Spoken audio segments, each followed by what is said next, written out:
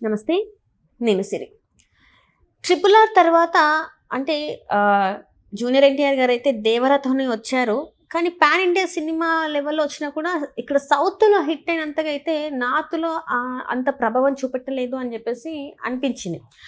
ఇప్పుడు అట్లనే 'game changer' కూడా ఇక్కడ సౌత్‌లో చూపించినంత ప్రభావం అక్కడే నార్త్‌లో కూడా చూపిస్తదా లేదా అనే ఒక అంశం కూడా నడుస్తుంది. ఎందుకంటే 'పుష్ప 2' రిలీజ్ అయిన తర్వాత చాలా సినిమాలు అంటే అక్కడ బాలీవుడ్ వాళ్ళే భయపడుతున్న పరిస్థితి.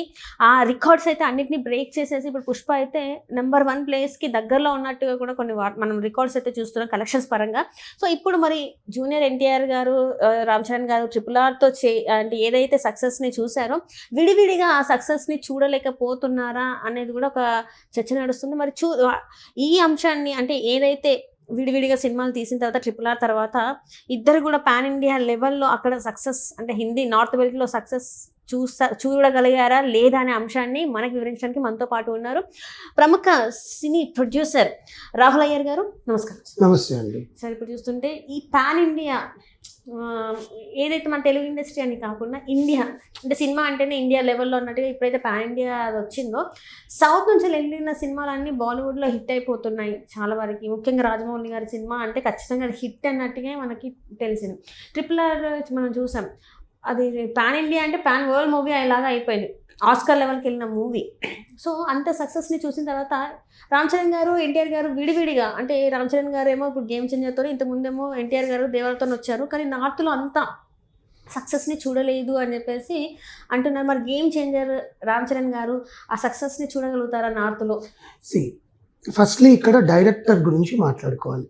సక్సెస్ని హీరోల కన్నా కూడా ఆల్రెడీ ఇక్కడ సక్సెస్ఫుల్ హీరోస్ వేరే ప్లేస్కి వెళ్ళి సక్సెస్ చూడాలి అనుకోవడమే ఎంతో పొరపాటు. నీ రేంజ్ ఎక్కడ చూపించుకున్నారు? ఆస్కార్ లెవెల్లో చూపించుకున్నారు హీరోలు, మన తెలుగు మ్యూజిక్ డైరెక్టర్ మన వాళ్ళు. అంతేకాని నేను మలయాళం ఇండస్ట్రీలోకి వెళ్ళి నాకు సక్సెస్ కావాలి, నాకు బాలీవుడ్కి వెళ్ళి షారుఖ్ ఖాన్, అమీర్ ఖాన్, సల్మాన్ ఖాన్, అమితాబ్ బచ్చన్ కన్నా నాకే సక్సెస్ కావాలి అని మన వాళ్ళు అనుకోరు. ఫస్ట్ థింగ్, ఇవన్నీ ఏంటంటే కలెక్షన్స్ పరంగా ప్రొడ్యూసర్కి ఎంత డబ్బులు వచ్చింది, ఆ నార్త్లో ఇప్పుడు 4 భాషల్లో రిలీజ్ చేస్తున్నారు, మలయాళం, తమిళ్, తెలుగు, కన్నడ, హిందీ, 5 భాషలు. 5 భాషల్లో రిలీజ్ చేస్తున్నప్పుడు 5 భాషలకి తగ్గట్టుగా రైట్స్ కొనుక్కుంటారు. ప్రొడ్యూసర్ ఎంత డబ్బు పెట్టాడు, అక్కడ ఎంత పోయింది అనేది ప్రొడ్యూసర్కి ఇంపార్టెంట్. 'ట్రిపుల్ ఆర్' అనేది బాహుబలితో ప్రూవ్ చేసిన రాజమౌళి సినిమా అని కాబట్టి, ప్లస్ అక్కడ ఉండే యాక్టర్స్, హాలీవుడ్ యాక్టర్స్ని తీసుకొచ్చి ఆ సినిమాలో విలీనం చేసి ఆర్ట్ చేసి సక్సెస్ సాధించారు. నెక్స్ట్ 'కల్కి', Deepika Padukone is a main heroine in Bollywood, one of the main heroine in Bollywood. ఆమె యాక్టింగ్కి ఫిదా కాని వాళ్ళు ఎవరు ఉండరు. అలాంటి ఆమెను తీసుకొచ్చి 'కల్కిలో' ప్రభాస్ పక్కన చేసాం. ప్రభాస్ అంటే అక్కడ వాళ్ళకి క్రేజ్ ఉంది బాహుబలి వల్ల. సో దానివల్ల అక్కడ అది కలెక్షన్స్ సాధించింది. 'పుష్ప 1లో షికావత్ క్యారెక్టర్ ఎంత హిట్ అయిందో అది వాళ్ళకి బాగా నచ్చి 'పుష్ప' మీద చాలా అంటే చాలా అంచనాలతో అలాంటి సినిమా మాకు కావాలి అన్న బాలీవుడ్ హీరోలు కూడా ఉన్నారు. సో అందుకని 'పుష్పని' తీసుకొచ్చి అక్కడ మళ్ళీ రిలీజ్ చేశారు హిందీలో. సూపర్ డూపర్ హిట్ అయింది. అన్ని సినిమాల కల్లా కలెక్షన్స్లో ఇంకా దూసుకుపోతుంది. Still it is playing in the theatres కాబట్టి 'పుష్ప 2'. ఓకే, అలాగా 'దేవర' అనేది తెలుగు నేటివిటీకి సంబంధించింది. సైఫ్ అలీ ఖాన్ ఎంత పెట్టినా కూడా, సైఫ్ అలీ ఖాన్ తీసుకొచ్చి నువ్వు నెగిటివ్ రోల్లో పెట్టినా కూడా 'దేవర' అనేది ఏం character? Janhvi Kapoor main lead, మళ్ళీ అక్కడ ఒక శ్రీదేవి గారి కూతురుని తీసుకొచ్చి పెట్టు. కానీ 'దేవర' అనే డైరెక్టర్ ఎవరు? కొరటాల శివ గారికి అక్కడ ఏమైనా సినిమాలు హిట్ అయ్యాయా? బాలీవుడ్లో ఏమైనా చేశారా? కదా, పాన్ ఇండియా తీయలేదు. మరి ఆ డైరెక్టర్ మీద బాలీవుడ్ వాళ్ళకి ఏం నమ్మకం ఉంటుంది? సెకండ్, జాన్వీ కపూర్ రోల్ ఏముంది దాంట్లో? అంతా ట్రిమ్ చేసి 'దేవర పార్ట్ 2' అన్నారు. ఇంకా అమ్మాయికి రోలే లేనప్పుడు అమ్మాయి ఆ సినిమా ఏం చేస్తుంది? Third part. అమ్మాయి అంత దూరం ఇక్కడికి వచ్చి ప్రీ రిలీజ్ ఈవెంట్ చేసుకోవడానికి అమ్మాయి అంత దూరం నుంచి వస్తే ఎన్టీఆర్ గారికి అవకాశం లేకపోయింది, ఈమెకి అవకాశం లేకపోయింది మన ఈవెంట్ ఆర్గనైజేషన్స్ వల్ల. సో ఎందుకు చూస్తారు అక్కడ? కలెక్షన్ ఏ రకంగా వస్తుంది? సినిమాలో వాళ్ళ సంబంధించిన వాళ్ళు ఏ మేరకు వాళ్ళని యూటిలైజ్ చేసుకున్నారనే ఒక సెల్ఫిష్నెస్ అనేది ఉంటుంది. సైఫ్ అలీ ఖాన్ గారిని మాత్రం ఆయనకి పోటీగా ఏదో చేశావు, బట్ సైఫ్ అలీ ఖాన్ కన్నా కూడా ఎన్టీఆర్కి నువ్వు ప్రాధాన్యం ఇచ్చాక సినిమా తీసావు. దేవరా అంటే అదే కదా. ఎందుకు చూస్తారు, మనలాగా వాళ్ళు ఎందుకు ఆదరిస్తారు అనేది క్వశ్చన్. సో అక్కడ కలెక్షన్ బాట మన తెలుగులో, మన తెలుగు రాష్ట్రాల్లో లేదా తమిళ్, మలయాళం, కన్నడతో పోల్చుకుంటే హిందీలో కొంచెం గ్రాస్ తగ్గిందనే వార్త ఇప్పుడు మీరు అడిగింది. సేమ్ అదే పందాలో రామ్ చరణ్ గారికి అక్కడ ఫ్యాన్స్ ఉన్నారు. అంటే మరీ బన్నీకి ఉండే ఫ్యాన్స్ కాకుండా నార్మల్గా ఉండే ఫ్యాన్స్ రామ్ చరణ్ గారికి ఉన్నారు అక్కడ. ఆయనకంటూ ఒక క్రేజ్ ఉంది, బికాజ్ ఆయన కూడా ఆస్కార్ RRR కాబట్టి. కానీ సినిమా శంకర్ సినిమా అందరూ చూస్తారు. శంకర్ సినిమా ఇండియన్ 2 చూశారు. శంకర్ సినిమాలో ఒకే ఒక్కడు అక్కడ మళ్ళీ రీమేక్ చేశారు, ఆ సినిమాని చూశారు అందరూ. అలాంటిది శంకర్ ఇండియన్ 2 ఫ్లాప్ అయ్యేసరికి ఏం అంచనాలు ఉంటాయి వాళ్ళకి అక్కడ? ఈ సినిమాలో ఆయన ఏం తీశాడనే చూస్తే కానీ తెలియదు. సో కలెక్షన్స్ సాధిస్తుందా అంటే as of now no, long రన్లో సాధించవచ్చు. కానీ పుష్పాని బీట్ చేస్తుందా, కల్కిని బీట్ చేస్తుందా అంటే కథా కథనం, అంశాలు, డైరెక్టరు, వాళ్ళు వాళ్ళకి మన సినిమా ఇప్పుడు మనకి ఏం తెలుగులో మనం హిందీ సినిమా ఏది రిలీజ్ అయినా బాగుంటే మనం చూస్తామండి. తెలుగులో వాళ్ళకి మన సినిమాలు వాళ్ళకి నచ్చితేనే చూస్తారు, లేకపోతే చూడండి. ఎందుకంటే వాళ్ళకి భాష అర్థం కాదు, వాళ్ళు సబ్టైటిల్ చేసుకొని చూసుకునే ఓపిక ఉండదు. మనకేంటంటే మనం అన్ని భాషలు మాట్లాడతాం ఇక్కడ, ఎందుకంటే అందరితో కలిసి ఉంటాం కాబట్టి. అక్కడ తెలుగు మాట్లాడరుగా, అవసరం కూడా లేదు వాళ్ళకి అవసరం కూడా లేదు.